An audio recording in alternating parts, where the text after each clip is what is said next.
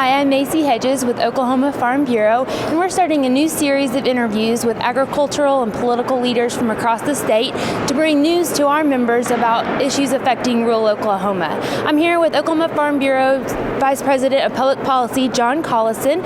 John, tell us a little bit about what's been going on at the Capitol so far this year. Yep, we've had a good time so far. We've got bills over on the House side that we're working on, a right to farm bill. We're getting close to getting it passed out of the House. It's a bill we've been working on all session to make sure that it protects our right as farmers and ranchers constitutionally into the future, that we can be protected from outside environmentalists coming in and telling us what we can raise, what kind of animals we can house, how we do it, what kind of GMO crops we can grow or not grow in the state of Oklahoma.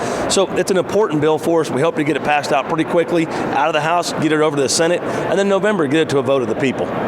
Great. Water is also a very hot topic in the state right now. Tell us about what our legislators are doing to help our producers. Yeah, the Senate's passed a bill coming out of the Senate already to help municipalities that are still stuck in this drought situation. Drought's still very prevalent in western Oklahoma. It's getting worse by the day. The body has looked at that, seen it, and has given some help to these municipalities for wells, to drill new wells, to go out and find new water sources. And so we hope to bring that over to the House side and make sure that that passes out to the governor and out to the body. Great. Tell us about some other issues that you've seen come up so far this session. Yeah, one of the big ones that we're working on for the Farm Bureau itself is a home office tax credit.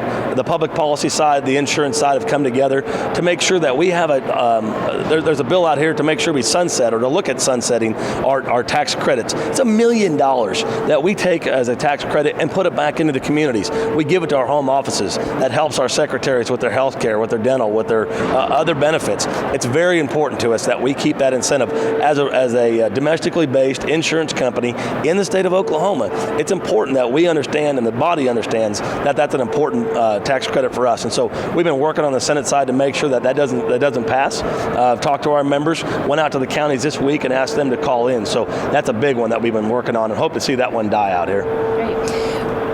We definitely want to see some of our members here at the Capitol. What would you say to encourage them to come visit with their legislators? Sure. It's always important you visit with your legislators. There's a number of bills out here that we've put on our website, that we've put on our social media, that people are following. We've got a bunch of calls on Senate Bill 1812 this week, which is a bill that kind of affects western Oklahoma.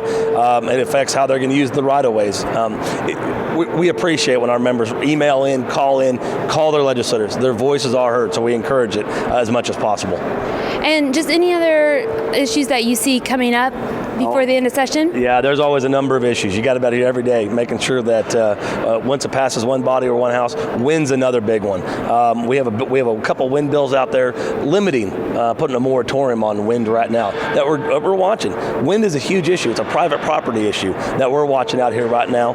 It's over on the Senate side today, but there's a number of people engaged in that wind bill. We are watching it, we are fighting it, and we are making sure that private property rights are respected.